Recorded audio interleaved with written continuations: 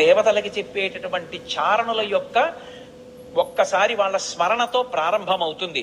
అంటే సుందరకాండ ఎవరు చదువుతున్నారో ఎవరు వింటున్నారో వాళ్ళు శుభవార్త వింటారు అన్నది అన్యాపదేశంగా వాల్మీకి మహర్షి జాతికి ఇస్తున్నటువంటి అభయం. ఆ చారణులు దేవగాయకులు, వాళ్ళు భూమికి దగ్గరగా తిరుగుతూ ఉంటారు. వారు భూమి మీద దిగరు, ఆకాశ మార్గంలో వెడుతూ ఉంటారు. అంటే స్వామి హనుమ సముద్రం మీద కాకుండా, సముద్రానికి తగలకుండా ఆకాశ మార్గంలో వెళ్ళడానికి నిర్ణయించుకున్నారు అన్నది భావన. ఇందుచేత అంతటి శక్తివంతుడు, అంతటి గమన వేగం కలిగిన వాడు, గరుత్మంతుడితో సమానమైన వాడు కాబట్టి ఆయన వెళ్ళగలరు ఆకాశంలో. కాబట్టి తతో రావణనీతాయా సీతాయా శత్రుకర్షణ ఈయేష పథమన్వేష్టం చారణా చరితే పథి. అదే శ్లోకం సంసారం అనేటటువంటి సముద్రాన్ని తరించడానికి ఎటువంటి ఉపాయములను అనుష్ఠిస్తారో అటువంటి ఉపాయములు హనుమ ద్వారా ఆవిష్కరింపబడిన కాండ కాబట్టి అదే శ్లోకాన్ని వేరొక రకంగా అన్వయం అయినప్పుడు హనుమ వలన మాత్రమే మళ్ళీ అందులో ఇంకొక విషయం ఆవిష్కరింపబడుతుంది. ఆయన చారణా చరితేపది, చారణులు వెళ్ళినటువంటి మార్గంలో వెడుతున్నారు. చరణము అన్న మాట దేనికి అన్వయం అవుతుందంటే ప్రధానంగా వేదంలో ఉండేటటువంటి మంత్రభాగాలు ఉంటాయి. వేదంలో ఉండేటటువంటి మంత్రభాగాలకి సంబంధించినటువంటి విభాగాల్ని చరణములు అని పిలుస్తారు.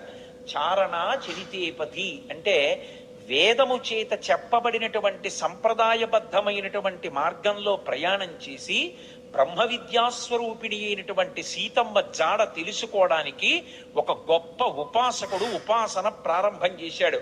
అంతర్ముఖత్వాన్ని, లంక అనబడేటటువంటి ఈ శరీరం లోపలికి వెళ్ళి ఇక్కడే ఉన్నటువంటి సీతమ్మ యొక్క దర్శనానికి వెడుతున్నాడు. అలా వెడుతున్నవాడు మహాసాధకుడు, మహాపురుషుడు. ఆయన తప్ప మిగిలిన వాళ్ళు ఈ కంటితో ఎదురుగుండా ఉన్న వాటిని చూసి ఆనందపడుతుంటే, భోగం అనుభవిస్తుంటే, ఆయన ఈ కన్నులు మూసి వేదము చేత చెప్పబడినటువంటి మంత్రములను ప్రమాణంగా తీసుకుని చారణా చరితేపథి, ఆ వేదము చెప్పిన సంప్రదాయ పద్ధతిలో అంతర్ముఖత్వంతో లోపల ఉన్నటువంటి బ్రహ్మ విద్యాస్వరూపిణి అయినటువంటి జగన్మాత దర్శనానికి బయలుదేరుతున్నారు. ఇది చెప్పడం ఆ శ్లోకానికి ఉన్నటువంటి ఆంతరమైనటువంటి అర్థం. అందులో రావణ అన్న చోట మధ్యలో ఉన్నటువంటి వా గాయత్రీ మహామంత్రంలో ఉన్నటువంటి బీజాక్షరం. అక్కడికి వచ్చేటప్పటికి బీజాక్షరం ప్రతిపాదింపబడింది. గాయత్రీ మంత్రం ఒక్కదానికి ఒక ప్రత్యేకత. 24 అక్షరాలు బీజాక్షరాలే. 24 అక్షరాలకి ఋషులున్నారు, 24 అక్షరాలకి అధిష్టాన దైవాలు ఉన్నారు. ప్రత్యేకించి ఈ వా అన్న అక్షరాన్ని రోజు గాయత్రీ మహామంత్రంలో అంతర్భాగంగా ఎవరు జపం చేస్తారో వాళ్ళకి అజ్ఞానము తొలగిపోయి జ్ఞానము కలుగుతుంది.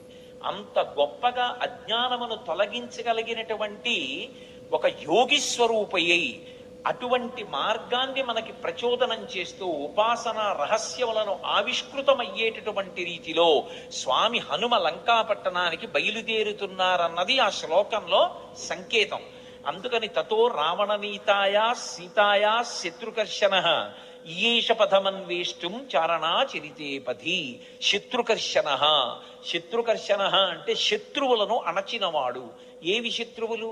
కామక్రోధ లోభ మద మోహమాత్సర్యములే శత్రువులు. కానీ లోకంలో అందరికీ ఎవడి కామం వాడికి సంతోషంలా అనిపిస్తే అవి శత్రువులని భావించి వాటిని పక్కకి పెట్టి భగవద్దర్శనం కోసమని శ్రమిస్తున్న వాడెవరున్నాడో వాడు ఉపాసకుడు.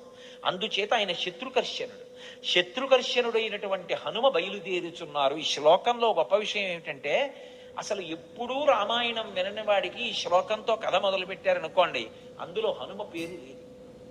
మీరు పూర్వాపరాలు చెప్తే తప్ప ఎవరు బయలుదేరుతున్నారో తెలియదు. కానీ ఈ జాతి గొప్పతనం ఏమిటంటే రామాయణం తెలియని వారు ఉండరు కాబట్టి హనుమ బయలుదేరుతున్నారు అని నేను చెప్పేసేయచ్చు. యథార్థంగా ఆలోచిస్తే అందులో ఎక్కడుంది హనుమ పేరు? ఆ ప్రారంభ శ్లోకంలో తతో రావణనీతాయా సీతాయా శత్రుకర్షణ ఈయేష పథమన్వేష్టం చారణా చరితేపథి. ఆయన బయలుదేరుతున్నారు. ఎవరాయన? హనుమ. అంటే కిష్కింధకాండతో అన్వయం చెయ్యి. సుందరకాండని సుందరకాండగా మొదలు పెట్టేయవద్దు. సుందరకాండ గొప్పతనం తెలియాలంటే, రామకథ బలం తెలియాలంటే, హనుమ యొక్క వైభవం తెలియాలంటే, అందరూ సంతోషాన్ని పొందడం మొదలైందని తెలియాలంటే, ఆయన ప్రయాణించేటటువంటి ఆయన శక్తి నీకు తెలియాలంటే కిష్కింధకాండతో అన్వయం చేసి సుందరకాండ మొదలుపెట్టు సుమా. అన్యాపదేశంగా మహర్షి యొక్క సంకేతం.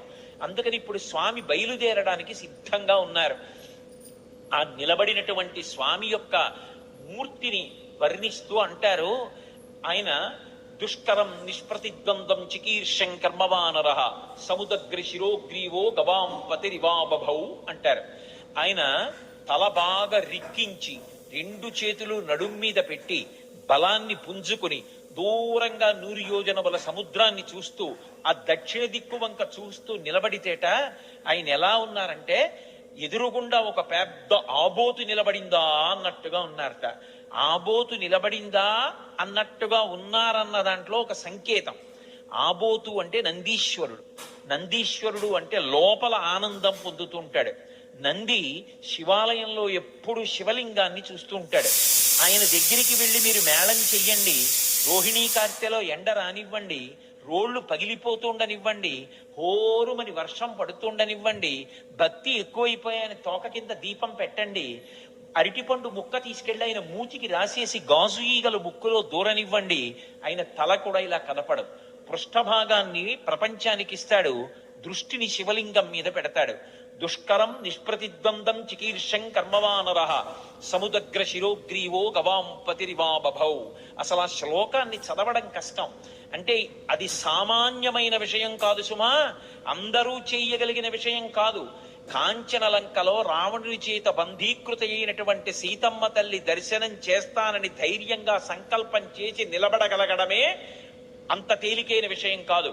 అటువంటి సంకల్పం చేసినటువంటి వాడు కేవలం తాను ఆచరించవలసినటువంటి ప్రణాళిక మీద దృష్టి పెట్టి తాను 100 యోజనముల సముద్రాన్ని దాటి వెళ్ళవలసినటువంటి విషయం మీద ఆలోచిస్తున్నారు తప్ప, పిరికితనం కాని, వెళ్ళగలనా అని కాని, వెళ్ళలేనా అని కాని, అసలు రెండవ ఆలోచనకి తావులేని రీతిలో శివాలయంలో నంది ఎలా ఉంటాడో అలా ఆబోతులా కొండ మీద నిలబడి ఉన్నారు.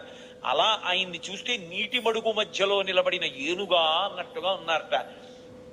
దుష్కరం నిష్ప్రతిద్వంద్వం చికీర్షం కర్మవానర సముదగ్ర శిరోగ్రీవో గవాం పతిరివాబభౌ అథ వైడూర్యవర్ణేషు షద్బలేషు మహాబల ధీర సలిలకల్పేషు విచచార యథాసుఖం అంటారు మహర్షి.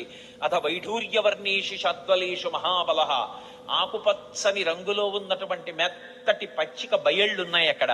ఆ పచ్చిక బయళ్ల మీద స్వేచ్ఛగా ధీర పరమధైర్యంతో కూడుకున్నటువంటి వారై యథేచ్ఛగా దాని మీద కాసేపు అటు ఇటు నడిచారట. ఆయన నడుస్తున్నప్పుడు ఆయన గుండెలకి ఉరిపిడి పడి అనేకమైనటువంటి చెట్లు కూలిపోయాయి. ఆయన యొక్క పదఘట్టనల చేత వచ్చినటువంటి శబ్దాలకి భయపడి క్రూర మృగాలన్నీ కూడా భయంతో పెద్ద రవం చేస్తున్నాయి.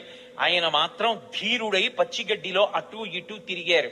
అంటే లౌకికమైనటువంటి భోగములను త్రూసిరాజని శరీరం ఎంత క్లేశం పొందినా ఒకప్పుడు పాతాళలింగం దగ్గర కూర్చుని ధ్యానం చేస్తున్నటువంటి భగవాన్ రమణుల తొడల కింద తేళ్లు జెర్రిలు చేరి కరి చేస్తే నెత్తురు కారిపోయి మాంసం బయటికొచ్చి అట్టలు కట్టినా స్పృహ లేక అన్ని భోగములను విసర్జించి కటిక చీకట్లో ముళ్ళకంపల్లో భగవద్ దర్శనాన్ని అపేక్షిస్తూ ధ్యానమనందు నిలబడిపోయినటువంటి భగవాన్ రమణుల యొక్క స్థితి ఎలా ఉంటుందో అలా సమస్త భోగములను త్రోసిరాజని శరీరం ఎంత క్లేశపడినా భగవద్దర్శనాభిలాషి అయి ఆ లంకాపట్టణాన్ని చేరడానికి సీతామాత దర్శనానికి ఉద్యుక్తులవుతున్నటువంటి హనుమ యొక్క ఆ తిరుగులేనటువంటి విశ్వాసమునకు ఆయన యొక్క నిర్ణయానికి ప్రతీకగా నిలబడినటువంటి ఆ బాహ్య స్థితిని ఆవిష్కరిస్తుంది శ్లోకం. అందుకని అథ వైడూర్యవర్ణేషు శాద్బలేషు మహాబల ధీర సలిలకల్పేషు విచచార యథాసుఖం. ఆయన బయలుదేరడానికి సిద్ధపడి ఒక్కసారి దక్షిణ దిక్కు వంక చూశారు. హనుమ సంప్రదాయాన్ని నేర్పుతున్నారు, లేదా రామాయణము వేదోప బ్రహ్మణము మనం ఎలా బ్రతుకాలో నేర్పుతుంది.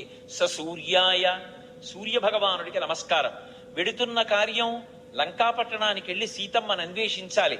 శరీరంలో అవయవాలకు బలం ఉండాలి, అవతల శత్రువుల్ని మర్దించాలి, రావణుడితో మాట్లాడాలి, సీతమ్మ దర్శనం చెయ్యాలి.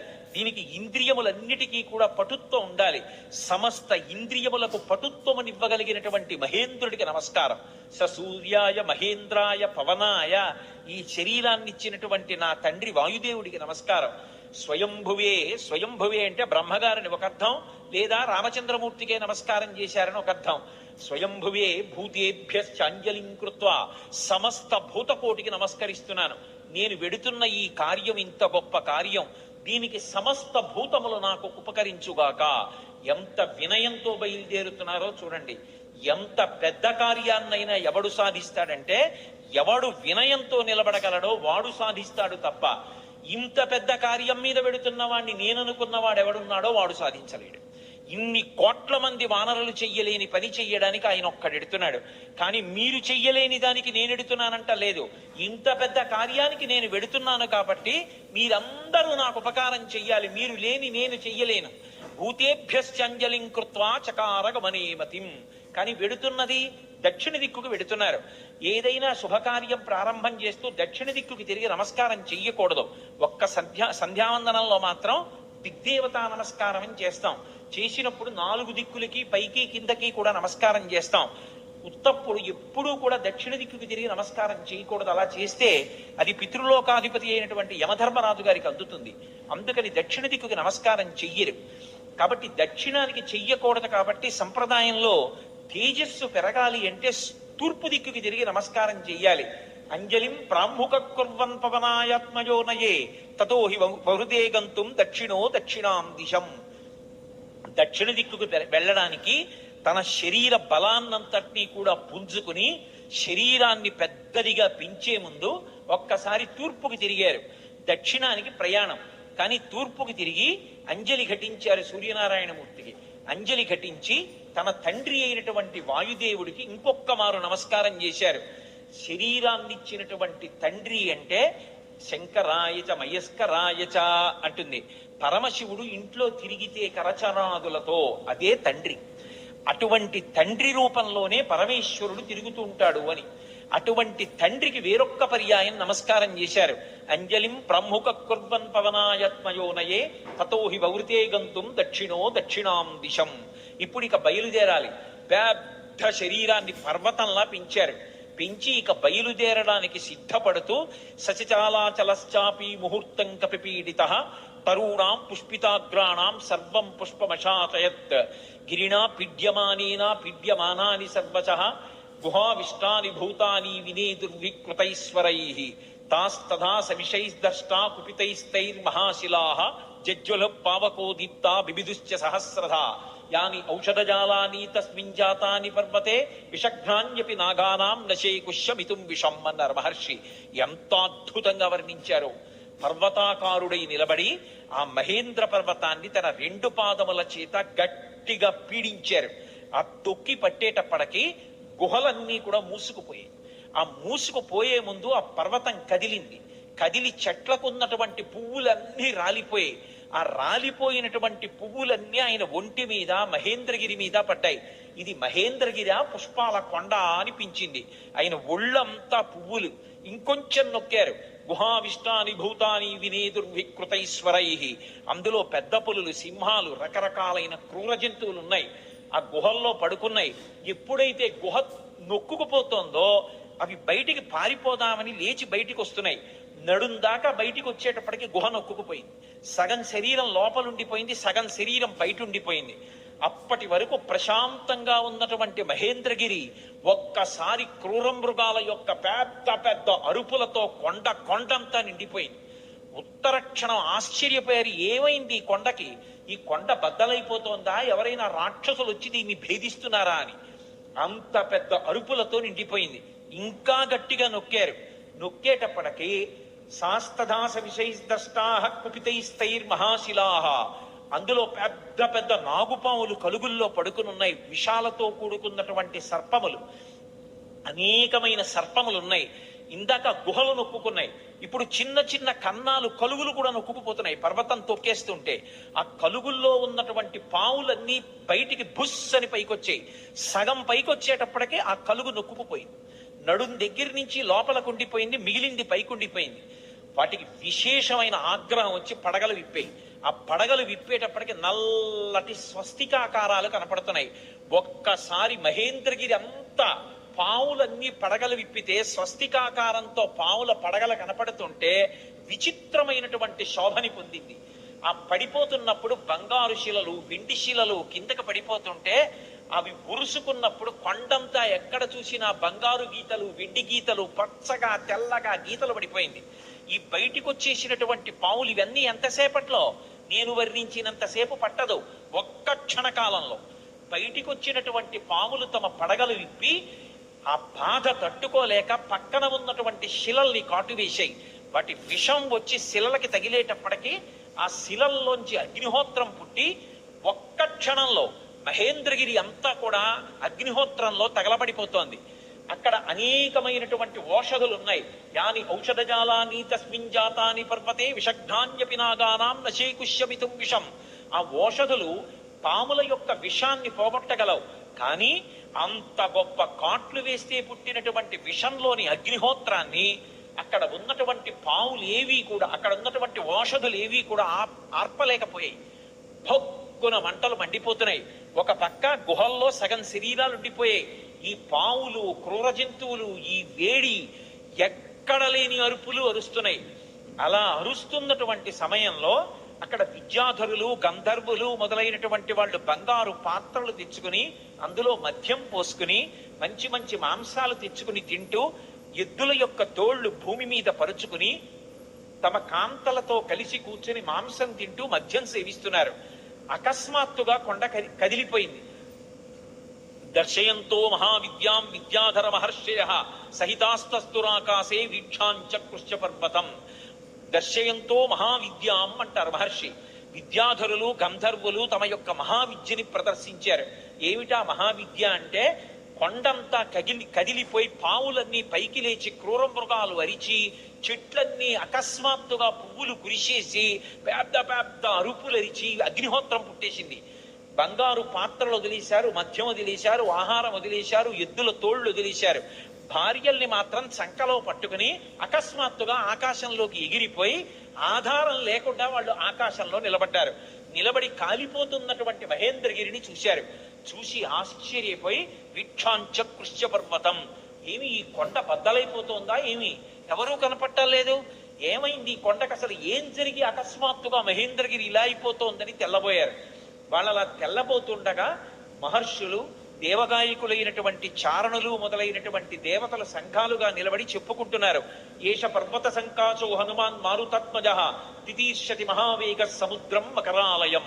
మొసళ్లతో కూడుకున్నటువంటి, రాక్షసులతో కూడుకున్నటువంటి 100 యోజనముల లవణ సముద్రాన్ని తాను దాటి వెళ్లి వానరజాతి పరువు ప్రతిష్ఠలు నిలబెట్టి సీతమ్మ జాడ తెలుసుకుని రామచంద్రమూర్తికి నివేదించడానికి పర్వత శరీరుడైనటువంటి స్వామి హనుమ పరాక్రమాన్ని పుంజుకుని దీన్ని లంఘించడానికి సిద్ధపడుతున్నారు. ఆశ్చర్యం, ఎవరి కోసం ఇంత కష్టపడుతున్నారు? రామార్థం వానరార్థం చికీర్షం కర్మదుష్కరం సముద్రస్య పరంపారం దుష్ప్రాపం ప్రాప్తుమిచ్చతి. రాముడి కోసం, వానరుల కోసం స్వార్థత్యాగం చేసి తాను ఇంత క్లేశపడుతూ ఈ సముద్రాన్ని దాటడానికి అదిగదిగో స్వామి హనుమ బయలుదేరుతున్నారని ఆ విద్యాధరులందరూ లేచి నిలబడి ఆయనకి నమస్కరించి స్తోత్రం చేస్తున్నారు. ఇక బయలుదేరడానికి సిద్ధపడ్డారు. ఒక్కసారి తన బలాన్నంతటినీ పుంజుకున్నారు. ఒంటి మీద ఉన్నటువంటి వెంట్రుకలన్నీ నిక్కపొడుచుకున్నాయి. చెవులు రిక్కించారు. కళ్ళు 2 దృష్టి నిలబెట్టి 100 యోజనముల సముద్రం వైపు చూశారు. సచిచాలాచలశ్చాపి ముహూర్తం కపిపీడిత అని పృథివీచ సరోమాణి చకంపే చాచలోపమః బాహూ సంస్తంభయామాస మహాపరిగ సన్నిభౌ సపాదజ కపి కట్యాం చరణౌ సంచుకోచ. ఆయన వెంటనే ఆ ఒంటి మీద వెంట్రుకలు నిక్కపొడుచుకుని ఉన్నాయి. ఆ తోక ఒక్కసారి ఇలా పైకెత్తారు. గరుత్మంతుడు సముద్రం మీద వెడుతూ పావుని తన్నుకుపోతున్నప్పుడు ఎలా ఉంటుందో అలా ఉన్నటువంటి తోకని చుళిపించి నేలకేసి కొట్టారు. కొట్టి ఆ 2 చేతులు పైకెత్తి ఇలా పరిగలు బిగించినట్టు బిగించారు. మహాపరిగ సన్నిభౌ సపాదచ కపికట్యాం చరణౌ సంచుకోచ. కాళ్ళు వంచారు, మోకాళ్ళు కొద్దిగా కిందకి ఉంచారు, నడుం సన్నం చేశారు, హృదయాన్ని బాగా విశాలం చేశారు. మార్గమాలోకయం దూరాదుర్ధం ప్రణిహితేక్షణ దురోధ హృదయే ప్రాణాన్ ఆకాశమవలోకయన్. ప్రాణవాయువుని లోపల బంధించారు, దృష్టి బాగా నిలబెట్టారు, చెవులు రిక్కించారు. ఇక ఎగరడానికి సిద్ధపడుతున్నారు. పాదములతో తొక్కి పెట్టి ఉంచారు. మోకాళ్ళు వంగి ఉన్నాయి, నడుం సన్నగా ఉంది, తొడలలోకి శక్తినంతటినీ పుంజుకున్నారు. ఇక ఎగరబోతూ కిందకి చూశారు. చిన్న చిన్న రూపాలతో కొన్ని లక్షల వానరములు స్వామికి నమస్కారం చేస్తూ శుభం కలగాలని, వానర జాతి పరువు నిలబడాలని స్తోత్రం చేస్తున్నాయి. వాళ్ళ వంక చూసి ప్రతిజ్ఞ చేశారు. తతో రావణని నేను బయలుదేరే ముందు యథా రాఘవ నిర్ముక్త శరస్వసన విక్రమ గచ్చేతత్పద్గమిష్యామి లంకాం రావణపాలితాం నహి ద్రక్ష్యామి ఇది లంకాయాం జనకాత్మజాం అనేన విహివేగేన గమిష్యామి సురాలయం బద్ధారక్షత రాజేన మానయిష్యామి రావణం సర్వదా కృతకార్యోహామీశ్వామి సహసీతయా అన్నారు. నేను ఇప్పుడు బయలుదేరి వెళ్ళేటప్పుడు నా శక్తితో వెళ్ళటం లేదు. రామచంద్రమూర్తి తన ఎడమ చేత్తో బంగారు కోదండాన్ని పట్టుకుని అక్షయ బాణతూణీరంలోంచి బాణాన్ని తీసి కుడి చేతితో వింటినారికి సంధించి ఆకర్ణాంతంలాగి విడిచిపెట్టబడినటువంటి రామబాణం మధ్యలో ఆగకుండా వెళ్లి లక్ష్యం మీద ఎలా పడిపోతుందో అలా రామచంద్రమూర్తి యొక్క అనుగ్రహాన్ని పొందినటువంటి నేను లంకాపట్టణం మీద వెళ్లి పడతాను. ఆ పడిన తరువాత సీతమ్మ జాడ కనిపెట్టడానికి అన్వేషిస్తాను. ఒకవేళ నాకు సీతమ్మ జాడ దొరకకపోతే 10 తలలు కలిగినటువంటి రావణాసురుణ్ణి బంధించి తీసుకొచ్చి ప్రస్రవణ పర్వత చక్రముల మీద కూర్చున్న రామచంద్రమూర్తి పాదముల దగ్గర పడేసి వాడి చేత నిజం కక్కిస్తాను. ఒకవేళ రావణుడు కూడా కనపడకపోతే అక్కడి నుంచి స్వర్గలోకానికి వెళ్లి స్వర్గలోకంలో కూడా సీతమ్మను అన్వేషిస్తాను. స్వర్గంలో కూడా సీతమ్మ కనపడకపోతే తిరిగి వచ్చి రావణ యొక్క లంకా పట్టణాన్ని పెల్లగించి చేత్తో పట్టుకుని తీసుకొచ్చి సుగ్రీవుడి యొక్క సన్నిధానంలో నిలబెడతాను. అటువంటి బలాన్ని పుంజుకుని నేను బయలుదేరుతున్నాను, మీరు బెంగ పెట్టుకోకండి, రామకార్యాన్ని సాధిస్తాను. ఏషా ధృతి, ఆ పట్టుదలతో ప్రతిజ్ఞ చేసి ఇక బయలుదేరడానికి సిద్ధపడ్డారు. ఒక్కసారి ఎగిరేటప్పటికి ఊరు వేగోద్ధత వృక్షా ముహూర్తం కపిమన్వయం ప్రస్థితా దీర్ఘమధ్వానం సబంధుమివ బాంధవాః. ఆయన ఒక్కసారి సముద్రం మీదకి ఏటవాలుగా తెల్లవారుజాము కాలంలో ఎగిరితే కొన్ని వందల సంవత్సరముల నుంచి ఆ పర్వతం మీద పెరుగుతున్నటువంటి మహావృక్షములు కూడా కూకటి వేళ్లతో సహా పెకలింపబడి ఆయన తొడల వేగానికి ఆయనతో పాటుగా వెళ్ళి కొంత దూరం వెళ్ళిన తరువాత ఇక ఆ వేగంతో వెళ్ళలేక సముద్రంలో పడిపోయాయి. చిన్న చిన్న చెట్లు చాలా దూరం వెళ్ళాయి. ఆ వెళ్ళడం ఎలా ఉందంటే, ముఖ్యమైనటువంటి బంధువులు దూర ప్రదేశానికి ప్రయాణం చేస్తుంటే అనుభవించి కొంత దూరం వెళ్ళి వీడ్కోలు పలికి వెనక్కి వస్తున్నటువంటి బంధువుల సమూహమా అన్నట్లుందిట. మహారాజుని అనుభవించి మహారాజు వెంట పెడుతున్నటువంటి సైన్యమా అన్నట్టుగా ఉందిట. ఒక దాంట్లో నిర్బంధం, ఒక దాంట్లో ఐచ్ఛికం. బంధువులు వెళ్ళేటప్పుడు స్వచ్ఛందంగా వెడతారు, సైన్యం వెళ్ళేటప్పుడు రాజుని అనుగమించాలి, రాజాజ్ఞ. ఎలా వెడతారో అలా వెడుతున్నారు. అలా వెళ్ళి ఆ చెట్లన్నీ కూడా బరువైనటువంటి చెట్లు ముందు పడిపోయాయి, తేలికైన చెట్లు చాలా దూరం హనుమతో పాటు వెళ్ళాయి.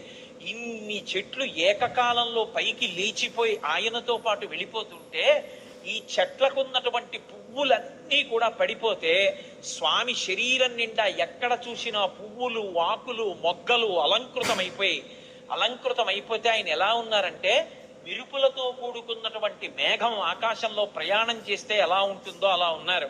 ఆ పువ్వులన్నీ కూడా సముద్రంలో పడ్డాయి. ఆ సముద్రంలో పడినప్పుడు ఆ సముద్రం అంతా పువ్వులతో కూడి నక్షత్రములతో కూడుకున్న ఆకాశం భూమి మీదకి వస్తే ఎలా ఉంటుందో సముద్రం అలా ఉంది. అంత వేగంతో ఆయన వెళ్ళిపోతున్నప్పుడు ఆ గాలి ఆయన యొక్క బాహుమూలములలోంచి అంటే సంకలలోంచి వెనక్కి వెడుతున్నప్పుడు విచిత్రమైనటువంటి రవం చేస్తోంది. యథేచ్ఛగా ఆకాశంలో వెళ్ళిపోతూ పిబన్నివ బభౌచాపి శోర్మిమాలం మహార్ణవం పిపాస రివచాకాశం దదృశేష మహాకపి. ఆయన ఆ వెడుతున్నప్పుడు ఎలా ఉందంటే ఇలా పైకి చూస్తే విరుపుల ముద్ద వెళ్ళిపోతున్నట్టుగా ఆకాశాన్ని ఎవరో తాగేస్తున్నారా అన్నట్టుగా ఉంది. ఆయన వెడుతున్నంతసేపు ఎంత దూరం ఆయన ప్రయాణం చేస్తే అంత దూరం సముద్రం చాప చుట్టినట్టు పైకి లేచి ఆయన శరీరం అలా వెళ్ళిపోగానే ఆయనకి తగులుతోందా అన్నట్టుగా పైకి లేచి విరిగి కెరటం పడిపోతోంది. అలా సముద్రం పైకి లేచిపోయి సంక్షోభాన్ని చెందుతోంది. పెద్ద పెద్ద చెట్లు పడిపోయాయి, కెరటాలన్నీ కదిలిపోతున్నాయి, సముద్రంలో ఉండేటటువంటి ప్రాణులన్నీ క్షోభ చెందాయి. ఒక పక్క మేఘమండలాన్ని చీల్చుకుంటూ మేఘాలలోకి వెడుతూ బయటికి వస్తూ తొంగి చూస్తూ చంద్రుడు ప్రయాణిస్తున్నాడా అన్నట్టుగా వెడుతున్నారు. ఆ వెడుతున్నప్పుడు సంధ్యాయా సమవిస్పృష్టం యథా తత్ సూర్యమండలం ముఖం నాసికయా తస్యా తామ్రయా తామ్రమా భవౌ ముందు నుంచి చూస్తే ఎర్రటి ముఖం, పగడాల ముద్దలా ఉన్నటువంటి ఎర్రటి మూతి, వెనకాల చూస్తే గైరికాది ధాతువులతో ఉన్నటువంటి పర్వతం బద్దలైతే జేగురు రంగులో ఎలా ఉంటుందో అటువంటి పృష్ఠభాగం. ఆ తోక చూస్తే ఇలా స్తంభంలా నిలబెట్టారు. ఇంద్రధ్వజానికి పూజ చేసినప్పుడు ఇంద్రధ్వజాన్ని ఎలా నిలబెడతారో అలా నిలబెట్టారు. అప్పుడప్పుడు ఆ తోకని ఉంచి విసురుతున్నారు. అది ఎలా ఉందంటే గరుత్మంతుడు సముద్రం మీద వెడుతూ ఒక పావుని నోట కరచుకుని వెడుతున్నప్పుడు అది గింజుకుంటే ఎలా ఉంటుందో ఆ తోక తిరగడం అలా ఉంది. ఒక్కొక్కసారి ఆ తోకని ఇలా ఉంచి తల మీద పెడుతున్నారు. ఆకాశంలో ఒక పెద్ద ఇంద్రధనస్సు ఏర్పడిందా అన్నట్టుగా ఉంది. ఆయన అలా వెడుతుంటే దూరం నుంచి ముందు నుంచి చూస్తే ఎలా ఉన్నారంటే పిబన్నివ భవౌచాపి సౌర్మిమాలం మహార్ణవం పిపాసు రవచాకాశం దదృశేష మహాకపి. ఆ దూరం నుంచి పర్వతస్థా వివానలౌ, ఆ రెండు కళ్ళు కూడా ఎక్కడో పర్వతంలో చీకటిగా ఉన్న చోట రెండు నెగళ్ళు వేస్తే ఆ రెండు నెగళ్ళు రెండు అగ్నిహోత్రాలు రగులుతుంటే ఇక్కడి నుంచి చూస్తే ఎలా ఉంటాయో పచ్చగా ఉన్నటువంటి ఆయన కళ్ళు అలా ఉన్నాయి. అలా వెళ్ళిపోతున్నారు. ఆ వెళ్ళిపోతున్నప్పుడు అకస్మాత్తుగా సముద్ర జలాలన్నీ కూడా ఇలా చాప చుట్టినట్టు పైకి లేచి పడిపోతుంటే ఆ సముద్రంలో ఉన్నటువంటి ప్రాణులన్నీ ఒక్కసారి కనపడ్డాయి. దిమివక్రజుషాహ కూర్మాహ దృశ్యంతే వివృతాస్తథా వస్త్రాపకర్షకేణేవ శరీరాన్ని శరీరిణాం అంటారు మహర్షి. ఒక వ్యక్తి బట్ట కట్టుకుని పడుకుని నిద్రపోతుంటే పెద్ద గాలి అతని మీదకొస్తే బట్ట పైకి లేచిపోతే శరీరావయవములన్నీ ఎలా కనపడతాయో అలా ఎప్పుడూ సముద్రం అడుగున ఉండేటటువంటి ప్రాణులు ఎవ్వరికీ ఎప్పుడూ కనపడనివి హనుమ చేస్తున్నటువంటి గమన శక్తికి చాప చుట్టినట్టు పైకి ఇలా లేచిపోతే తరంగం కింద లోపల ఉన్నటువంటి పెద్ద పెద్ద చేపలు, చిన్న చిన్న చేపలు, ఎండ్రకాయలు, తాబేళ్లు, మొసళ్ళు అన్ని ఒక్కసారి వెలుతురులో కనపడుతున్నాయి అనుకునేటప్పటికీ పెద్ద చప్పుడుతో ఈ కెరటం వెళ్ళి మళ్ళీ పడిపోతోంది. ఆ కెరటం మళ్ళీ వెళ్ళి మళ్ళీ పడిపోతుంటే సముద్రం అంతా కలయి తిరిగిపోతోంది. అలా కలయి తిరిగిపోతుండగా నిర్భయంగా క్రీడిస్తున్నవాడు ఎలా ఉంటాడో అలా ఆకాశ మార్గంలో గమనం చేసి వెళ్ళిపోతున్నారు. అద్భుతమైన ప్రయాణం. నిజంగా శాబ్దిక ప్రత్యక్ష ప్రసారం చేశారు వాల్మీకి మహర్షి. సుందరకాండ ప్రథమ సర్గ చదువుతుంటే మన కళ్ళ ముందు కనపడుతుంది ఆయన వెడుతున్నటువంటి తీరు. ఆ మబ్బుల్లోంచి ఏదో ఒక బంగారు ముద్ద వెళ్ళిపోతుందా అన్నట్టుగా, చంద్రబింబం మబ్బుల్లోంచి ప్రయాణం చేస్తోందా అన్నట్టుగా వెళ్ళిపోతున్నారు. వెళ్ళిపోతుండగా సముద్రుడు చూశాడు. చూసి వెంటనే మైనాకుణ్ణి పిలిచి అన్నాడు, మైనాకుడు బంగారు శిఖరములతో ఉంటాడు. రవచాకాశం దదృశేష మహాకపి. ఆ దూరం నుంచి పర్వతస్థా వివానలౌ, ఆ రెండు కళ్ళు కూడా ఎక్కడో పర్వతంలో చీకటిగా ఉన్న చోట రెండు నెగళ్ళు వేస్తే ఆ రెండు నెగళ్ళు రెండు అగ్నిహోత్రాలు రగులుతుంటే ఇక్కడి నుంచి చూస్తే ఎలా ఉంటాయో పచ్చగా ఉన్నటువంటి ఆయన కళ్ళు అలా ఉన్నాయి. అలా వెళ్ళిపోతున్నారు. ఆ వెళ్ళిపోతున్నప్పుడు అకస్మాత్తుగా సముద్ర జలాలన్నీ కూడా ఇలా చాప చుట్టినట్టు పైకి లేచి పడిపోతుంటే ఆ సముద్రంలో ఉన్నటువంటి ప్రాణులన్నీ ఒక్కసారి కనపడ్డాయి. తిమివక్రజుషాహ కూర్మాహ దృశ్యంతే వివృతాస్తథా వస్త్రాపకర్షకేణేవ శరీరాన్ని శరీరిణాం అంటారు మహర్షి. ఒక వ్యక్తి బట్ట కట్టుకుని పడుకుని నిద్రపోతుంటే పెద్ద గాలి అతని మీదకొస్తే బట్ట పైకి లేచిపోతే శరీరావయవములన్నీ ఎలా కనపడతాయో అలా ఎప్పుడూ సముద్రం అడుగున ఉండేటటువంటి ప్రాణులు ఎవ్వరికీ ఎప్పుడూ కనపడనివి హనుమ చేస్తున్నటువంటి గమన శక్తికి చాప చుట్టినట్టు పైకి ఇలా లేచిపోతే తరంగం కింద లోపల ఉన్నటువంటి పెద్ద పెద్ద చేపలు, చిన్న చిన్న చేపలు, ఎండ్రకాయలు, తాబేళ్లు, మొసళ్ళు అన్ని ఒక్కసారి వెలుతురులో కనపడుతున్నాయి అనుకునేటప్పటికీ పెద్ద చప్పుడుతో ఈ కెరటం వెళ్ళి మళ్ళీ పడిపోతోంది. ఆ కెరటం మళ్ళీ వెళ్ళి మళ్ళీ పడిపోతుంటే సముద్రం అంతా కలయి తిరిగిపోతోంది. అలా కలయి తిరిగిపోతుండగా నిర్భయంగా క్రీడిస్తున్నవాడు ఎలా ఉంటాడో అలా ఆకాశ మార్గంలో గమనం చేసి వెళ్ళిపోతున్నారు. అద్భుతమైన ప్రయాణం. నిజంగా శాబ్దిక ప్రత్యక్ష ప్రసారం చేశారు వాల్మీకి మహర్షి. సుందరకాండ ప్రథమ సర్గ చదువుతుంటే మన కళ్ళ ముందు కనపడుతుంది ఆయన వెడుతున్నటువంటి తీరు. ఆ మబ్బుల్లోంచి ఏదో ఒక బంగారు ముద్ద వెళ్ళిపోతుందా అన్నట్టుగా, చంద్రబింబం మబ్బుల్లోంచి ప్రయాణం చేస్తోందా అన్నట్టుగా వెళ్ళిపోతున్నారు. వెళ్ళిపోతుండగా సముద్రుడు చూశాడు. చూసి వెంటనే మైనాకుణ్ణి పిలిచి అన్నాడు, మైనాకుడు బంగారు శిఖరములతో ఉంటాడు. ఆయన యొక్క గర్భంలోనే ఉన్నాడు, సముద్ర గర్భంలో. ఆయనతో అన్నాడు, అహమిక్ష్వాకునాథేన సగరేణ వివర్ధత ఇక్ష్వాకు సచివశ్చాయం నావసీదితుమర్హతి. ఇది రామాయణం చదువుకున్నటువంటి జాతి యొక్క లక్షణాన్ని మహర్షి జ్ఞాపకం చేస్తున్నారు. నేను సముద్రుణ్ణి. ఈ భూమి మీద సముద్రాలు ఎలా ఏర్పడ్డాయో తెలుసా? ఇక్ష్వాకు వంశంలో పుట్టినటువంటి సగర చక్రవర్తి యొక్క కుమారులు 60,000 మంది సగరులు ఈ భూమిని గోతులు తవ్వితే గోతులలోకొచ్చి నిలబడినటువంటి జలములకు సాగరములని పేరొచ్చింది. మేము ఏర్పడ్డాము అంటే దానికి కారణం అదిగో ఆ ఇక్ష్వాకు వంశంలో పుట్టిన సగర చక్రవర్తి. ఇవాళ ఆ ఇక్ష్వాకు వంశంలో పుట్టినటువంటి రామచంద్రమూర్తి యొక్క భార్య జాడ తెలియక ఆపద పొందితే రాముడికి సహాయం చెయ్యాలి అని ఆయన యొక్క సచివుడైనటువంటి స్వామి హనుమ నిరాధారమైనటువంటి ఆకాశ మార్గంలో ప్రయాణం చేసి వెడుతున్నారు. మేము ఏర్పడడానికి కారణం ఇక్ష్వాకు వంశంలో పుట్టిన సగరుడైతే ఆ ఇక్ష్వాకు వంశంలో పుట్టిన రాముడికి కష్టం వచ్చినప్పుడు కష్టం తీర్చడానికి వెడుతున్న హనుమకి ఉపకారం చెయ్యాలి కదా. నువ్వు నాలో ఉన్నావు కదా, నా నీళ్లు తాగడానికి పనికిరావు, ఉప్పు నీరు.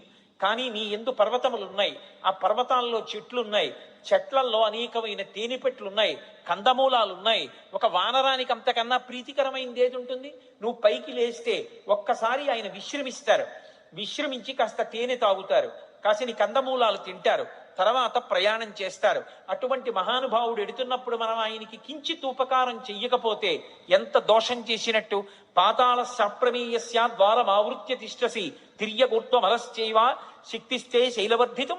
నువ్వు ఈ సముద్రంలో పడిపోయినప్పుడు పాతాళలోకం నుంచి రాక్షసులు పైకొచ్చేటటువంటి బిలానికి అడ్డంగా పడ్డావు ద్వారానికి, కాబట్టి రాక్షసులు పైకి రాలేరు. కానీ నీకు ఒక శక్తి ఉంది, నువ్వు పైకి పెరగలవు, పక్కలకి పెరగలవు, కిందకి వెళ్ళగలవు. కాబట్టి పైకి లే, స్వామి హనుమ వస్తున్నారు, తొందరగా లే. ఎందుకో తెలుసా? కర్తవ్యమకృతం కార్యం సతాం మన్యుముదీరయేత్. ఆర్షవాక్కు అద్భుతమైన విషయాన్ని చెప్తున్నారు. మహాత్ములకు కోపం రాదు, కానీ అటువంటి మహాత్ములు కూడా కోపగిస్తారు. ఎప్పుడు కోపగిస్తారో తెలుసా? చెయ్యవలసిన పని చెయ్యడం కాదు, చెయ్యవలసిన పని చెయ్యవలసిన సమయానికి చెయ్యకపోతే మహాత్ములకు కూడా ఆగ్రహం వస్తుంది.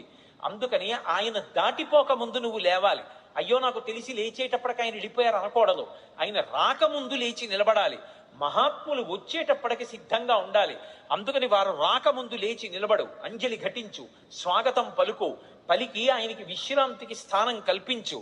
అనగానే మైనాక పర్వతం సముద్రాన్ని చీల్చుకుని ఒక్కసారి పైకి లేచింది. వచ్చేస్తున్నారు హనుమ ఆకాశ మార్గంలో. అకస్మాత్తుగా ఆ శిఖరముల మధ్యలో బంగారం ఉంటుంది. బాలసూర్యుని యొక్క కిరణములు పడి తెల్లవారుజాము కాలమేమో మరింత శోభిస్తోంది. ఆకాశం అంతా బంగారు వర్ణం పొందేసింది. అకస్మాత్తుగా సముద్రంలోంచి శిఖరములు లేచాయేమో, సముద్ర రంగంతా కూడా బంగారు రంగు అయిపోయింది. ఆ శిఖరములు పైకి లేచాయి. దర్శయామాస శృంగాణి సాగరేణ నియోజిత శాతకుంభమయీ శృంగై సకిన్నర మహోరగై అంటారు మహర్షి. ఆ పర్వత శిఖరములు పైకి లేస్తే దాని మీద కిన్నరులు ఉన్నారు, దాని మీద భయంకరమైనటువంటి సర్పములు ఉన్నాయి, చెట్లున్నాయి, తేనెపట్లున్నాయి, కందమూలాలున్నాయి, బంగారంతో మెరిసిపోతున్నాయి ఆ శిఖరాలు. స్వామి హనుమ చూశారు, ఇదేమి ఇప్పటి వరకు లేని సముద్రంలోంచి అకస్మాత్తుగా బంగారు శిఖరాలు పైకి లేచాయే అని. మధ్యే లవణతోయస్య విఘ్నోయమితి నిశ్చిత. అకస్మాత్తుగా సముద్రంలోంచి బంగారు శిఖరాలు పైకి లేచాయంటే ఇది నేను చేస్తున్నటువంటి పనికి, నేను వెడుతున్న కార్యానికి విఘ్నం, నేను ఆగకూడదు అని వరసాపాతయామాస జీమూతమివమారుత తన వక్షస్థలంతో కొట్టారు శిఖరాల్ని. అవి చూర్ణములై పొడి అయిపోయి పడిపోయాయి. సముద్రంలో పడిపోగానే ఒక్కసారి మైనాకుడు పురుష రూపాన్ని దాల్చి నిలబడ్డాడు. అంతరిక్ష స్థిత శ్రీమాన్ ఇదం వచనమబ్రవీత్. ఆకాశంలో నిలబడి స్వామి హనుమతో మాట్లాడుతున్నాడు. మహానుభావ, కృతీచ ప్రతికర్తవ్యం దేశధర్మ సనాతన సోయం తత్ ప్రతికారార్థి తత్వ సమ్మానమర్హతి అతిథి కిల పూజార్హ ప్రకృతోపి విజానత. ఈ జాతికి ఒక లక్షణం ఉంది, ఉపకారం చేసిన వాడికి ప్రత్యుపకారం చెయ్యాలి. ఒక ఉపకారాన్ని పొంది తిరిగి ప్రత్యుపకారం చెయ్యకుండా ఉపకారాన్ని మరిచిపోయిన వాడు ఎవరుంటాడో వాడు కృతజ్ఞుడు. అటువంటి కృతజ్ఞుడికి నిష్కృతి లేదు. కిష్కింధకాండలో కూడా స్వామి లక్ష్మణుడు అంటాడు, బ్రహ్మఘ్నే చ సురాపే చ చోరే భగ్న వ్రతే తథా నిష్కృతిర్విహితా సిద్ధి కృతఘ్నో నాస్తి నిష్కృతి. బ్రహ్మహత్య చేసిన వాడికి, దొంగతనం చేసిన వాడికి, సురాపానం చేసిన వాడికి, ఒక వ్రతం చేస్తానని నీళ్లు ముట్టుకుని కూడా వ్రతం చెయ్యకుండా వ్రతభంగం చేసిన వాడికి, ప్రాయశ్చిత్తం ఉందేమో కానీ చేసిన ఉపకారాన్ని మరిచిపోయి కృతజ్ఞుడై బ్రతికేటటువంటి వాడికి మాత్రం నిష్కృతి లేదంటాడు. కాబట్టి కృతీచ ప్రతికర్తవ్యం దేశధర్మ సనాతన, ఉపకారం చేసిన వాడికి ఉపకారం చెయ్యొద్దు. నేను సముద్రంలో దాక్కున్నాను, దాక్కోవడానికి నాకు అవకాశం ఇచ్చి సముద్రుడు ఉపకారం చేశాడు. అంతేకాదు నీ తండ్రి నాకు ఉపకారం చేశాడు. ఒకానొకప్పుడు పర్వతాలకన్నిటికీ కృతయుగంలో రెక్కలుండేవి. పర్వతములు ఎగిరి వెళ్ళి ఎక్కడ కావాలంటే అక్కడ దిగేవి. అలా దిగుతున్నప్పుడు గ్రామాలకి గ్రామాలు మునివాటికలు నశించిపోతుండేవి. అందరూ హాహాకారాలు చేస్తే దేవేంద్రుడు తన వజ్రాయుధంతో పర్వతాలకు ఉండేటటువంటి రెక్కలు తరిగేశాడు. అలా తరిగేస్తున్నప్పుడు నా రెక్కలు కూడా తరిగేస్తాడని నేను భయపడి భయంతో రెక్కలు ఉన్నా ఎగరలేక ఉండిపోయాను. అప్పుడు నీ తండ్రి వాయుదేవుడు చూశాడు. మిత్రత్వాన్ని పాటించి అయ్యో రెక్కలున్నా ఎగరలేకపోతున్నాడని నన్ను ఎత్తి ఇంద్రుడికి కనపడకుండా తీసుకొచ్చి సముద్రంలో పడేశాడు. నేను వెళ్ళి రాక్షసుడు పైకొచ్చేటటువంటి బిలమార్గానికి అడ్డుగా పడ్డాను. ఇంద్రుడు ఓరకంట చూసి పోనీలే భయంతో కదలడు కాబట్టి బిలమార్గం మూసుకుంది, రాక్షసులు పైకి రారు, ఉభయత్రా ఉపకారం జరుగుతుందని ఊరుకున్నాడు. రెక్కలున్నా కదలలేక ఆనాటి నుంచి ఈనాటి వరకు సముద్రంలో పడున్నాను. నీ తండ్రి వాయుదేవుడు నాకు ఉపకారం చేశాడు. ఆ తండ్రికి కొడుకువి నువ్వు, ఆత్మావై పుత్రనామాసి. ఆయనకి ఉపకారం చేస్తే ఎంతో, ఆయన కొడుక్కి ఉపకారం చేస్తే అంతే. అందుకని నువ్వు వెడుతున్నప్పుడు నీకు నేను ఉపకారం చెయ్యొద్దు. అతిథి కిల పూజార్హ ప్రకృతోపి విజానత.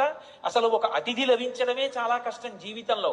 అటువంటిది మహాప్రాజ్ఞుడు, నవవ్యాకరణ పండితుడు, స్వార్థం లేనివాడు, రామచంద్రమూర్తి యందు అపారమైన భక్తి కలిగినటువంటి నీ వంటి మహాపురుషుడు అతిథిగా లభించడం అంటే నేను పొందిన అదృష్టం. నిపత్యం అమశృంగేషు విశ్రమస్వ యథాసుఖం.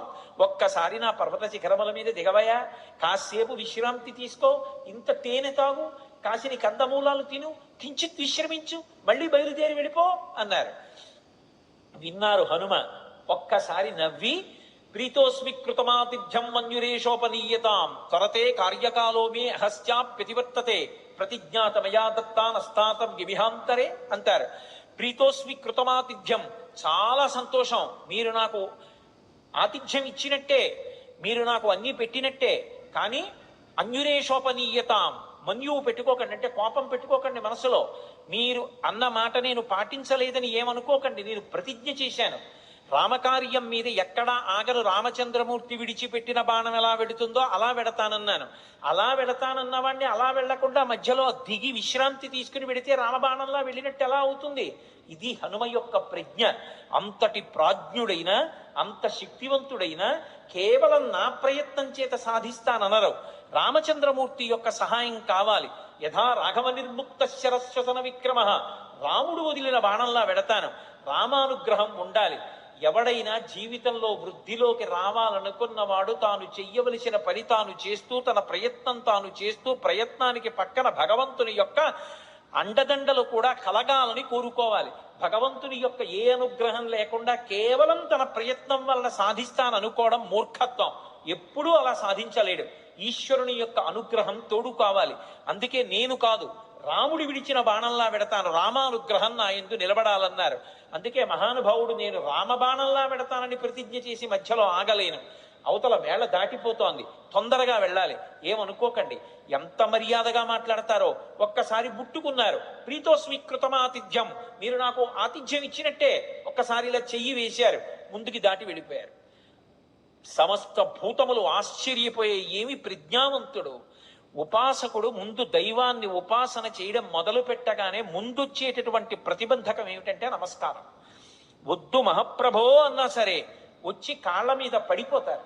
ఎక్కడ కనబడితే అక్కడ నమస్కారాలు చేస్తారు. ఇవన్నీ బానే ఉన్నాయి, నా అంతవాడు ఎవడుంటాడని లోకంలో అనుకున్నాడో సతికిల పడి జారిపోతాడు. కాదు కాదు, ఇవన్నీ నమస్కారాలు ఈశ్వరుడికి చెందుతాయి. నేనంతటి వాడిని నిమిత్త మాత్రం అనుకున్నవాడు ఎవరున్నాడో వాడు వృద్ధిలోకి వస్తాడు.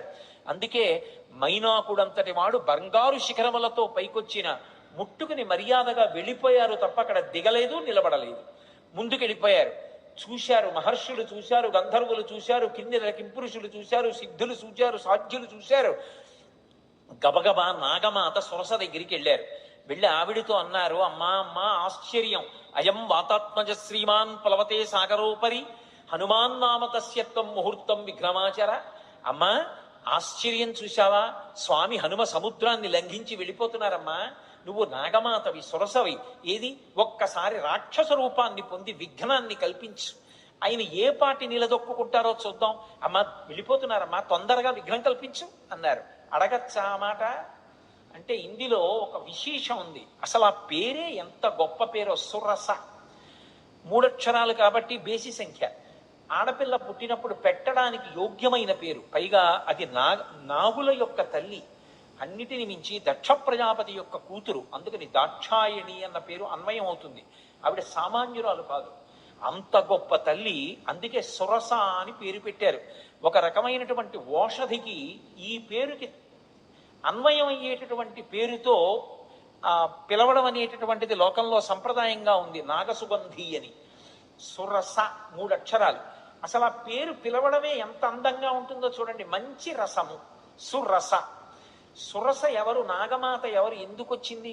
అసలు ఆవిడ్ని ఎందుకు తీసుకొచ్చారు దేవతలు? ఆవిడ్ని ఎందుకు తీసుకొచ్చారు సిద్ధులు, సాధ్యులు, యక్షులు, గంధర్వులు, కిన్నెరుడు, కింపురుషులు? అంటే ఈ సురస ఎవరో కాదు, కశ్యప ప్రజాపతి భార్యలలో ఒకటి అయినటువంటి కద్రువ. మీరు పూర్వం మహాభారతంలో ఆదిపర్వంలో ప్రారంభం కథ అదే. వినతా కద్రువుల కథ విని ఉంటారు. కద్రువ వినత యందు అసూయ చెందింది. అసూయ చెంది వినతతో దాస్యం చేయించుకోవడమని ఇంద్రుడి యొక్క ఉచ్చైశ్రవం అనేటటువంటి తోకకి పాము చుట్టుకునేటట్టుగా చేసింది. పాములన్నీ ఆమె పిల్లలు, అందుకే ఆమె నాగమాత. రామాయణంలో నాగమాత సురస అంటారు. ఆ కద్రువ గరుత్మంతుణ్ణి పరీక్షించింది. వినతకి కుమారుడుగా గరుత్మంతుడు వచ్చాడు, అందుకే వైనతేయుడు. ఆయన తల్లి యొక్క శాపాన్ని పోగొట్టాడు, అమృతాన్ని తీసుకొచ్చాడు. పైకి వెళ్ళి యథేచ్ఛగా, ఆయన్ని ఎవ్వరూ అడ్డుకోలేకపోయారు. దేవలోకానికి వెళ్ళి అమృతాన్ని తీసుకొచ్చిన వాడు గరుత్మంతుడు. పుట్టగానే పైకి ఎగిరినవాడు గరుత్మంతుడు. పుట్టి అమ్మకి పేరు తెచ్చినవాడు గరుత్మంతుడు. ఆయన యొక్క తేజస్సు అప్రతిహతం. ఆయన వెడుతుంటే ఆయన యొక్క రెక్కల అల్లార్పుకి, ఆ కాంతికి సమస్త లోకాలు స్తంభీభూతములైపోతాయి. అలా వెడతాడు ఆయన, అలా వెడతారు హనుమ. పుట్టగానే పైకి ఎగిరిన వారు హనుమ. గరుత్మంతుడు ఎలా అమృత భాండానికి ఎలా వెళ్ళాడో అలా వెడుతున్నారు సీతాదర్శనానికి హనుమ. అక్కడ దేవతల్ని ఓడించాడు గరుత్మంతుడు, ఇక్కడ రాక్షసుల్ని ఓడించాలి హనుమ. గరుత్మంతుడు శ్రీ మహావిష్ణువుకి వాహనం, హనుమ విష్ణుస్వరూపమైన రామచంద్రమూర్తికి వాహనం. గరుత్మంతుడు ఒక్క విష్ణువుని వహిస్తాడు, కానీ హనుమ కిమేష భగవాన్ నంది భవే సాక్షాత్ దిహాగత ఏన శక్తోస్మి కైలాసే మయా సంచలితే పురా అన్నాడు సుందరకాండలో రావణాసురుడు ఒక చోట. సాక్షాత్ నందీశ్వరుడిలా కనపడతారు. అందుకని నందీశ్వరుడే శివుణ్ణి వహిస్తారు. గరుత్మంత స్వరూపంలా తాను కూడా శ్రీ మహావిష్ణువుని రామచంద్రమూర్తిని వహిస్తారు. అందుకని గరుత్మంతుడు వాహనం, హనుమ వాహనం. అందుకే ఇప్పటికే హనుమద్వాహనం అని లోకంలో వాహనాలు తిరుగుతున్నప్పుడు హనుమద్వాహనం మీద కూడా వెడతారు స్వామి. కాబట్టి వాహన రీత్యా ఇద్దరు అభిన్నులు. తల్లికి కీర్తి తేవడంలో అభిన్నులు, తల్లికి కలిగినటువంటి ఇబ్బందిని తొలగించడంలో అభిన్నులు. ఇక్కడ సీతమ్మ తల్లి తల్లితో సమానం. ఆ తల్లిని ఆ చెర నుంచి విడిపించాలి, అందుకు వెడుతున్నారు. ఆయన అమృతం తెచ్చాడు. ఈయన సీతమ్మ జాడ అన్న అమృతాన్ని తెచ్చి వానరుల్ని, రాముణ్ణి, సీతమ్మని సంతోషపెడతారు. ఆయన చేసిన కార్యం, ఈయన చేసిన కార్యం ఒక్కలాంటివి. గరుత్మంతుడికి ఏ వేగం ఉందో హనుమకి ఆ వేగం ఉంది. అందుకే తరచుగా ఆయన తోకని గరుత్మంతుని నోటితో పావుతో పోలుస్తారు. పైగా ఆయన బయలుదేరేటప్పుడు కూడా అందుకే సుపర్ణ వివచాత్మానం మేనీస కపికుంజరహ అంటారు మహర్షి. తనని తాను గరుత్మంతునిగా భావించుకున్నారు, ఎందుకంటే ఇద్దరు అభిన్నులు కనుక. గరుత్మంతుణ్ణి పరీక్ష పెట్టినటువంటి కద్రువ మాత్రమే హనుమని కూడా పరీక్ష చెయ్యడానికి యోగ్యురాలు. ఆ శక్తి ఆవిడికే ఉంది. అందుకే దేవతలు నాగమాత అయినటువంటి కద్రువ దగ్గరికి వెళ్ళారు. కద్రువకి మారు పేరు సురస. ఆ కద్రువే ఒకానొకప్పుడు అదితి చేత శాపం పొందింది. శాపం పొంది రోహిణీదేవిగా వచ్చింది. ఆ రోహిణీదేవిగా వచ్చినప్పుడు మళ్ళీ బలరాముడికి తెల్లయింది. బలరాముడు ఎవరు? శేషుడు, పాము. అందుకే ఎక్కడున్నా పాములకు తల్లిగానే ఉంటుంది. బలమమిగుల కలక బలభద్రుడనిలో ఒక రమణుడగుట చేసి రాముడనియో సతికి పుట్టె గర్భ సంకర్షణంబున సంకర్షణుండనడి ఘనుడు సుతుడు అంటారు పోతన గారు భాగవతంలో.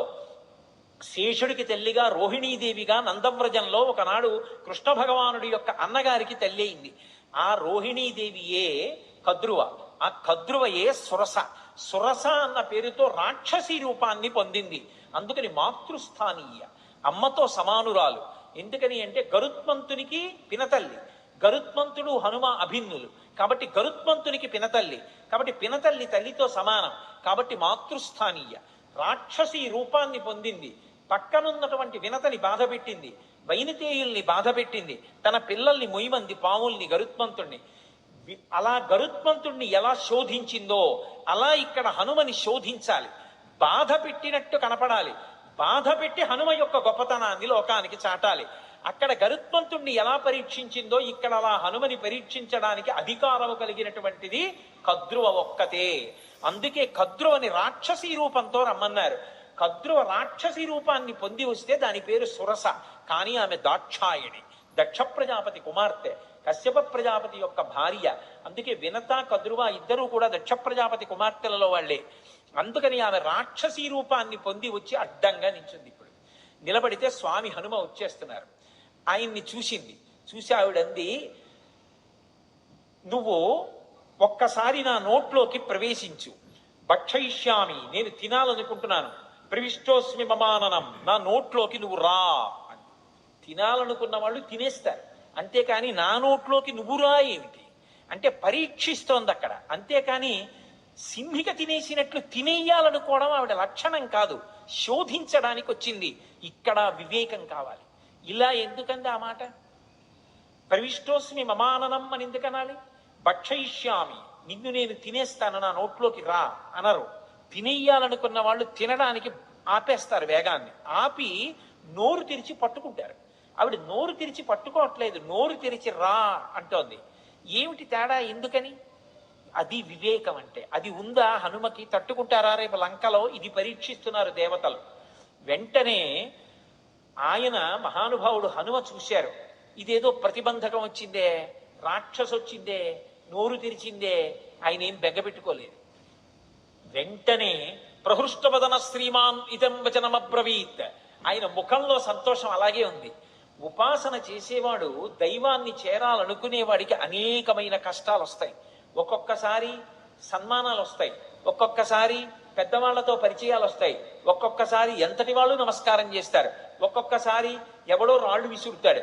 ఆ రాళ్లు విసిరాడని బెంగపెట్టుకోకూడదు, పువ్వులు జల్లారని పొంగిపోకూడదు, రెండిటికీ తట్టుకోవాలి. సురస వచ్చి ఎదురుగుండా నిలబడింది రాక్షసీ రూపంలో, ఆయన బెంగపెట్టుకోలేదు. బెంగపెట్టుకోలేదని చెప్పడానికి మహర్షి అద్భుత ప్రయోగం చేస్తారు. ప్రహృష్టవదన శ్రీమాన్ ఇదం వచనమబ్రవీత్. పరమ సంతోషంతో ఆవిడ వంక చూశారు, చూసి రామకథ చెప్తారు. హనుమ సుందరకాండలో 1కి 10 మాటలు రామకథ చెప్తారు, అందుకు వింటారు సుందరకాండ. కానీ చెప్పేటప్పుడు మళ్ళీ మొత్తం కథంతా చెప్పరు, ఎక్కడ ఎలా చెప్పాలో అలాగే చెప్తారు అంతే. ఒక్కొక్క చోట సంక్షిప్తంగా చెప్తారు. ఈ పరిస్థితుల్లో రామకథ వివరంగా చెప్పడం కుదరదు. అందుకే ఎంత సంక్షిప్తంగా చెప్పారంటే, రామో దాశరథిర్నామ ప్రవిష్టో దండకాననం లక్ష్మణేన సహభ్రాత వైదేహ్యా చాపిభార్యయా అథవా మైథిలీం దృష్ట్వా రామంచా క్లిష్టకారిణం ఆగమిష్యామితే వక్త్రం సత్యం ప్రతిశృణోమితే అన్నారు. అమ్మ, దశరథ మహారాజు గారి కొడుకు రామచంద్రమూర్తి సీతమ్మతో కలిసి తండ్రిని సత్యమునందు నిలబెట్టడానికి అరణ్యవాసానికి వస్తే రాముడి భార్య అయిన సీతమ్మని రావణుడన్న రాక్షసుడు అపహరించాడమ్మా. ఆ సీతమ్మ జాడ కనిపెట్టడానికి వెడుతున్నాను, ఒక్కసారి సీతమ్మ జాడ తెలుసుకుని రామచంద్రమూర్తికి చెప్పి వచ్చి నీ నోట్లోకి వచ్చేస్తాను, నన్ను మన్నించమ్మా, వదిలిపెట్టు అన్నారు. ఆవిడ తినేస్తానంటలేదు, పట్టుకోవట్లేదు. ఆవిడంది కుదరదు, ఇది దేవతల వరం, అంటే నిన్ను పరీక్షించాలి, దేవతలు అడిగారు కాబట్టి నువ్వు నా నోట్లోకి వచ్చి వెళ్ళు అంది. నా నోట్లోకి వచ్చాక ఏమో నాకు ఆహారం అయిపోవచ్చు, నువ్వు పరీక్ష తట్టుకోలేకపోవచ్చు, కాబట్టి నా నోట్లోకి వచ్చి వెళ్ళు అంది. ఆయన అన్నారు, అలాగేనా అమ్మ, తప్పదా, అలాగే పెడతాను అన్నారు. పెద్ద శరీరం పెంచారు, ఆ శరీరం పట్టద్దు, ఆవిడ నోరు తెరిచింది. ఇంకొంచెం పెంచారు, ఇంకొంచెం నోరు తెరిచింది. ఆయన అపారమైన వివేకం ఉన్నవాడు, మహానుభావుడు. హనుమంటే సశింక్షప్యాత్మనక్కాయం బభూవాంగుష్ఠమాత్రక, బొటన వేలంత చిన్నవారు అయిపోయారు అకస్మాత్తుగా. సురస పెద్ద నోరు తెరిచి ఇంకా పెంచుతారనుకుంటోంది. ఆయన బొటన వేలంతా అయిపోయి చటుక్కున లోపలికి వెళ్ళి బయటకు వచ్చేసారు. అమ్మా, ప్రవిష్టోస్మిహితే వక్త్రం దాక్షాయణి నమోస్తుతే గమిష్యే యత్ర వైదేహీ సత్యం జాసీధరస్తవ అన్నారు. అమ్మా, నీ నోట్లోకి వెళ్ళమన్నావు కదా, ప్రవిష్టోస్మిహితే వక్త్రం దాక్షాయణి నమోస్తుతే, కనిపెట్టేశారు మహానుభావుడు, మహావివేకశాలి. అమ్మా, నువ్వు దాక్షాయణివి, దక్ష ప్రజాపతి కుమార్తెవి, కద్రువవి, సురసగా వచ్చావు, నన్ను పరీక్షిస్తున్నావమ్మా, నీకు నమస్కారం. నన్ను తినడం నీ ఉద్దేశ్యం కాదు, శోధిస్తున్నావంతే. అమ్మా అనుగ్రహించమ్మా, నన్ను ఆశీర్వదించమ్మా, సత్యందాసీరత్వవా, నేను వెళ్ళి ఆ వైదేహి జాడ కనిపెట్టాలమ్మా అన్నారు. పొంగిపోయింది. గరుత్మంతుడిని ఎలా ఆశీర్వదించిందో అలాగే ఆశీర్వదించింది. అర్ధసిద్ధ్యై హరిశ్రేష్ట గచ్చ సౌమ్య యథాసుఖం సమాన ఈశ్వ వైదేహీం రాఘవేణ మహాత్మన. నాయనా నీకు అభయం ఇస్తున్నాను, వెళ్ళు. సంతోషంగా బయలుదేరి వెళ్ళి సీతమ్మ జాడ కనిపెట్టి సీతారాముల్ని కలిపినవాడు హనుమ అనేటటువంటి అద్భుతమైన కీర్తిని పొందు అంది. సుందరకాండకున్న గొప్పతనం ఏమిటో తెలుసా? అక్కడ మైనాకుడు పైకొచ్చాడు. ఆయన ఏమి హనుమ ఆతిథ్యం పుచ్చుకోలేదు. పుచ్చుకోకుండా ఇలా ముట్టుకుని వెళ్ళిపోయారు. వెళ్ళిపోగానే పైకి తేలి ఉన్నాడు కదూ ఇంద్రుడు వచ్చాడు. ఇంద్రుడు రాగానే తన రెక్కలు తరిగేస్తాడనుకున్నాడు మైనాకుడు. ఆయన అన్నాడు వచ్చి చూసి, హిరణ్యనాభ శైలేంద్ర పరితిష్టోస్మితే భృజం అభయంతే ప్రయచ్ఛామి తిష్ట సౌమ్య యథాసుఖం అన్నాడు. ఓ మైనాకుడా, నాకు తెలుసు నువ్వు సముద్రంలో ఉన్నావని, ఎప్పుడో అప్పుడు పైకొస్తావు, నీ రెక్కలు తరిగేద్దాం అనుకున్నాను. కానీ రామకార్యం మీద వెడుతున్న హనుమకి ఆతిథ్యం ఇవ్వడానికి నీ రెక్కలు తెగిపోయినా పర్వాలేదని పైకొచ్చావు. ఇవ్వాల నీకు అభయం ఇస్తున్నాను, నీ రెక్కలు తరగను, నువ్వు అలాగే సంతోషంగా కూర్చో, నీ జోలికి రానని వెళ్ళిపోయాడు. మీరు గమనించండి, రామకార్యం మీద వెడుతున్న వాడికి మాట సాయం చేస్తే సంపాతికి కాలిపోయిన రెక్కలు వచ్చాయి. రామకార్యం మీద వెడుతున్న వాడికి గుక్కెడు మంచినీళ్లు ఇవ్వలేదు, తాగలేదు. తాగమని అడిగినందుకు గాను ఉత్తర క్షణంలో ఉన్న రెక్కలు నిలబడ్డాయి భద్రంగా. రామ కథకి సుందరకాండకి ఉండేటటువంటి శక్తిని చెప్పకుండా చెప్తారు మహర్షి. ఇక్కడికి వచ్చేటప్పటికి సురసని దాటి ముందుకెళ్ళిపోతున్నారు. సురస అంటే ఎవరో కాదు, సంసారమే సురస. సంసారాన్ని దాటడం కాదు సుందరకాండ తత్వంగా చెప్పినప్పుడు. సంసారంలోకి ప్రవేశించనంటే కుదరదు. సంసారంలో ప్రవేశించకుండా నేను ఏదో అలా ఉండిపోతానండి అంటే అకస్మాత్తుగా కామము ధర్మమును విడిచి కాటు వేసిందా జారి కింద పడిపోతాడు. కామమునకు అర్థమునకు ధర్మం ఇచ్చి ధర్మము చేత కట్టు వెయ్యాలి. కట్టు వేసి సంసారమునందుండి సంసారమునకు అంటుకోకుండా సంసారాన్ని పరిశీలించి సంసారమునకు నమస్కరించి సంసారము యొక్క అనుగ్రహంతో వైరాగ్యాన్ని పొంది కొబ్బరి పెంకు కట్టుకున్న కొబ్బరి కురిడి అయిపోయిన తర్వాత విడిపోయినట్టు సంసారము నుండి విడివడాలి. అలా విడివడేటటువంటి ప్రజ్ఞ ఏది ఉందో అది సంసారములోకి వెళ్ళి పైకి రావడం, ఆ ప్రజ్ఞని ఆవిష్కరించడం, సురస నోట్లోకి వెళ్ళి పైకి రావడం. కాబట్టి మహానుభావుడు మనకి మార్గాన్ని నేర్పి ఇది కదా సుందరకాండని పేరు పెట్టడానికి మహర్షి ఎంచుకున్నటువంటి అన్వయ క్రమం. లోపలికి వెళ్ళి పైకొచ్చారు, సురస ఆశీర్వచనం పొందారు, మరికొంచెం ముందుకు వెళ్ళారు. వెళ్ళేటప్పటికి అకస్మాత్తుగా ఆయన యొక్క గమనం కుంటుపడిపోయింది. ముందుకు వెళ్ళలేకపోతున్నాను, నన్ను ఏదో మహాభూతం ఆపేసింది, నా గమనం కుంటుపడిపోయింది, నా శక్తి క్షీణించిపోయింది. ఎందువలన అని చూశారు. చూసేటప్పటికి వక్త్రం ప్రసారయామాస పాతాళాంతర సన్నిభౌ, ఒక పెద్ద ప్రాణి ఒకటి నీళ్లల్లో పడుకుని ఉంది. అది దానికి ఒక లక్షణం ఉంది. ప్రవమానంతు తం దృష్ట్వా సింహికా నామరక్షసి మనసా చింతయామాస ప్రవృద్ధా కామరూపిణి. ఇది మీరు జాగ్రత్తగా గమనించాలి. కిష్కింధకాండలో దక్షిణ దిక్కు కెడుతున్నప్పుడు వానరులందరినీ పిలిచాడు సుగ్రీవుడు. ఆయన్ని వాలి వెంట తరిమినప్పుడు భూమండలం అంతా తిరిగాడు. అందుకని ఆయనకి తెలుసు ఎక్కడే ఉందో. అన్ని దిక్కులకి వెళ్ళిన వాళ్ళకి చెప్పాడు. తూర్పు దిక్కు కెడితే ఏముంటుందో చెప్పాడు, ఉత్తరాన్ని చెప్పాడు, పశ్చిమం చెప్పాడు, దక్షిణం చెప్తూ మిగిలిన దిక్కులలో సముద్ర గర్భంలో రాక్షసులు ఉంటారు పురుషస్వరూపంతో. దక్షిణ దిక్కున ఉండేటటువంటి సముద్రంలో రాక్షసి ఉంటుంది, స్త్రీ. ఆమె పేరు అంగారిక అని చెప్పాడు. అంగారిక అన్న మాటకు అర్థం ఏమిటో తెలుసా? అంగములను శోషింపచేయగలిగినటువంటి విద్యుత్ సంబంధమైనటువంటి అగ్నిస్వరూపం. అందుకే సింహస్వరూపంగా ఉంటుంది. సింహిక స్త్రీవాచకం. అది పడుకునుంది, దానికి ఒక శక్తి ఉంది. అది చూసిందనుకోండి, ఆ చూసిన శక్తి చేత ఆపేస్తుంది, అవతల వాళ్ళ యొక్క శక్తి తనకి లాగేస్తుంది. అంత గొప్ప శక్తి సింహికది. అది లాగేసింది హనుమ యొక్క శక్తిని. ఆయన శక్తి కుంటుపడిపోయింది, ముందుకు వెళ్ళలేకపోయారు. ఆగిపోయి కిందకి చూశారు. ఏమి ఆపింది నన్ను అని చూశారు. ఒక్కసారి ఊర్ధమూల మధశ్చైవ వీక్షమాణస్తతకపి దదృశేష మహత్సత్వా ఉద్దితం లవణాంభసి తదృష్ట్వా చింతయామాస మారుతిం వికృతానినం కపిరాజీన కదితం సత్వమద్భుత దర్శనం. ఓసారి కిందకి చూశారు, పైకి చూశారు, పక్కలకి చూశారు, నీటిలోకి చూశారు. నోటితోటి మహాప్రాణి ఒకటి పడుకునుంది. గమనించారు. ఓ, దీని గురించే సుగ్రీవుడు బయలుదేరే ముందు చెప్పాడు, ఒక మహాప్రాణి దక్షిణ సముద్రంలో కనపడుతుందని చెప్పాడు. అది పైన వెడుతున్న వాణ్ణి కూడా దూరం నుంచి చూసి కూడా వాడి శక్తిని లాగుతుందని చెప్పారు. ఇదేనమాట. దీన్ని ఉపేక్షించకూడదు. ఇది చంపే లక్షణం ఉన్నది. సురస సంపద ప్రవేశించి బయటికి వెళ్ళచ్చు, అనుగ్రహించడానికి వస్తుంది. సంసారం చంపేయడానికి రాదు. సంసారాన్ని సక్రమంగా వినియోగించుకోగలిగిన వాడు ధర్మం చేత అర్ధకామములను ముడివేసి చక్కటి వైరాగ్యాన్ని పొంది వానప్రస్థుగా మిగిలిపోయి ఈశ్వరుడికి దగ్గరవుతాడు. సంసారాన్ని ఉపయోగించుకోలేని వాడు సంసారం పెట్టిన పరీక్షకి లొంగలేక ఇది నేననుకుని బరువు పెంచుకుని సంసారమునందు మగ్నుడైపోతాడు. తట్టుకోగలిగిన వాడు సంసారంలోకి వెళ్ళి కామాన్ని అర్థాన్ని ధర్మంతో ముడిసి తరిస్తాడు. అందుకని అది పరీక్షిస్తుంది, అది అనుగ్రహిస్తుంది. అందుకు నమస్కరించారు. సింహిక అనుగ్రహించదు, చంపేస్తుంది. అందుకని దీన్ని విడిచిపెట్టకూడదనుకున్నారు. వక్త్రం ప్రసారయామాస పాతాళాంతర సన్నిభం సంక్షిప్య ముహురాత్మానం నిష్పపాత మహాబల. ఒక్కసారి శరీరం పెంచారు. మళ్ళీ సురస పెంచినట్టే సింహిక కూడా పెద్ద నోరు తెరిచింది. చూశారు. ఒక్కసారి మళ్ళీ చిన్న రూపాన్ని పొంది లోపలికి వెళ్ళిపోయారు. సమస్త భూతములు భయపడ్డాయి, అమ్మోది మింగేస్తుందని. వెళ్ళిపోయి సింహకి యొక్క మర్మావయవములు ఎక్కడ ఉన్నాయో చూశారు. మర్మస్థానములు, ప్రాణములు దేని మీద ఆధారపడి ఉంటాయో వాటిని మర్మస్థానములు అంటారు. అటువంటి మర్మస్థానములను చూశారు. ఆ గుండె, ఊపిరితిత్తులు అటువంటి వాటిని తుంచేశారు. తుంచేసి చటుక్కన పైకొచ్చారు. ఆ ప్రాణి నీటి మీద తేలిపోయి మరణించింది. చాలా సంతోషం అనుకున్నారు. పైనుంచి దేవతలు, గంధర్వులు, మహర్షులు అందరూ పుష్పవృష్టి కురిపించారు. ఆ సింహికా రూపం చెనకగలదా?